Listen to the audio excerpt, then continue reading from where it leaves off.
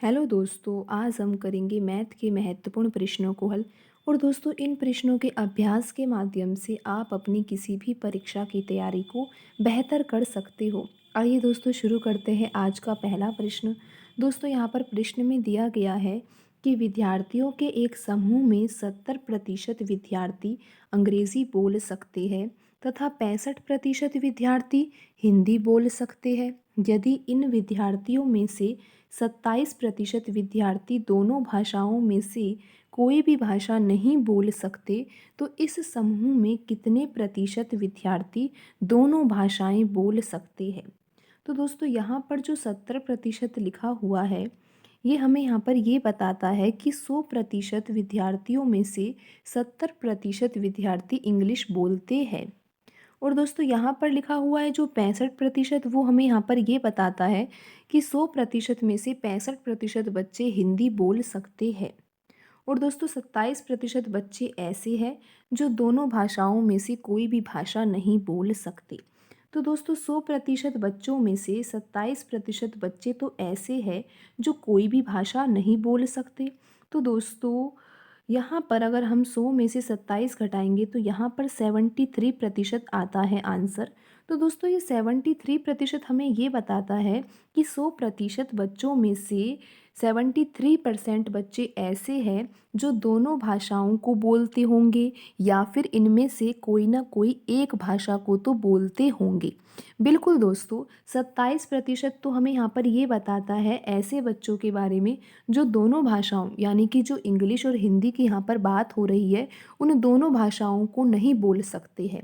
लेकिन 73 जो यहाँ पे 73% हमें ये बता रहा है कि 73% बच्चे ऐसे हैं 100% में से जो या तो इंग्लिश बोल सकते हैं, या हिंदी बोल सकते हैं, या फिर दोनों भाषाओं को बोल सकते हैं। तो दोस्तों, हमें यहाँ पर ये समझ में आ गया कि 73% कैसे आया। और 73% ये प्रदर्शित करता है कि 100% में से 73% वे बच्चे हैं जो दोनों भाषाएं बोल सकते हैं, या फिर इनमें से कोई भी एक भाषा तो बोल ही सकते हैं।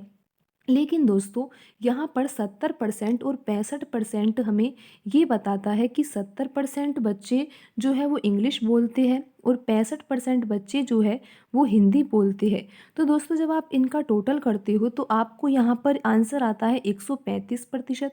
तो दोस्तों, 135% क्या प्रदर्शित कर रहा है? 135% भी तो यही प्रदर्शित कर रहा है कि इंग्लिश बोलने वाले बच्चे और हिंदी बोलने वाले बच्चों का कुल प्रतिशत। लेकिन दोस्तों, आपको पता है कि कुल प्रतिशत तो 100% है, लेकिन यहाँ पर जो 135% आ रहा है, इसका अर्थ यहाँ पर ये है दोस्तों कि जो 70% है और जो 65% है, इन दोनों में ऐसे बच्चे भी जुड़े हुए हैं जो दोनों भाषाओं को बोल रहे हैं।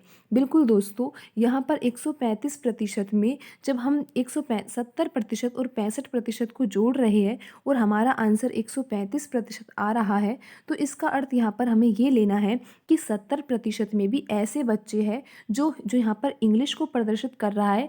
लेकिन वास्तव में ये केवल इंग्लिश बोलने वाले बच्चे नहीं हैं, इसमें हिंदी बोलने वाले बच्चे भी आ रहे हैं, क्योंकि दोनों भाषाओं को बोलने वाले बच्चे भी यहाँ पर 135% में आ रही है। दोस्तों, 73%, 100 में से 73% ही बच्चे हैं जो भाषाएं बोल रहे हैं, तो यहाँ पर 135% आ रहा है।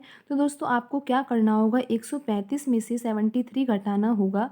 तो दोस्तों, यहाँ पर आंसर आता है 62%।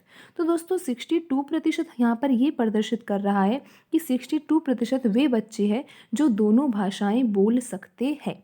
बिल्कुल दोस्तों, आप यहाँ पर ये समझ सकते हो कि 27% बच्चे तो वे बच्चे थे जो कोई भी भाषा नहीं बोल रहे थे, लेकिन 73% बच्चे वो बच्चे हैं जो या तो हिंदी बोलना जानते हैं, या इंग्लिश बोलना जानते हैं, या फिर दोनों भाषाओं को जानते हैं। और लेकिन दोस्तों, 62% ये प्रदर्शित कर रहा है जो दोनों भाषाएं बोल सकते हैं वे बच्चे। तो दोस्तों, इसको वेन डायग्राम से समझने का प्रयास करते हैं हम, और हम ये जांचते हैं कि हमारा उत्तर जो आया है वो सही आया है क्या नहीं। तो दोस्तों, ये दो व्रत है। इस तरह से दोस्तों, एक व्रत ये और एक व्रत ये व्रत जो है दोस्तों, ये किसको प्रदर्शित कर रहा है? ये प्रदर्शित कर रहा है इंग्लिश को। और दोस्तों यहाँ पर आएंगे 70% बच्चे। बिल्कुल दोस्तों, क्योंकि यहाँ पर आप देख सकते हो प्रश्न में 70% ही लिखा हुआ है इंग्लिश के लिए, और दोस्तों हिंदी के लिए आएगा यहाँ पर 65%। बिल्कुल दोस्तों, इस तरह से ये दोनों व्रत है। लेकिन दोस्तों हमने अभी निकाला 62%, तो 62% तो वे है जो दोनों भाषाएं बोल सकते हैं, यानी कि हिंदी और इंग्लिश में कुछ ना कुछ कॉमन भाग है, और वो कॉमन भाग कितना है? 62%। तो दोस्तों आप यहाँ पर लिख सकते हो 62%। दोस्तों ये वाला व्रत आप समझ सकते हो इंग्लिश का, और ये वाला व्रत आप समझ सकते हो हिंदी का।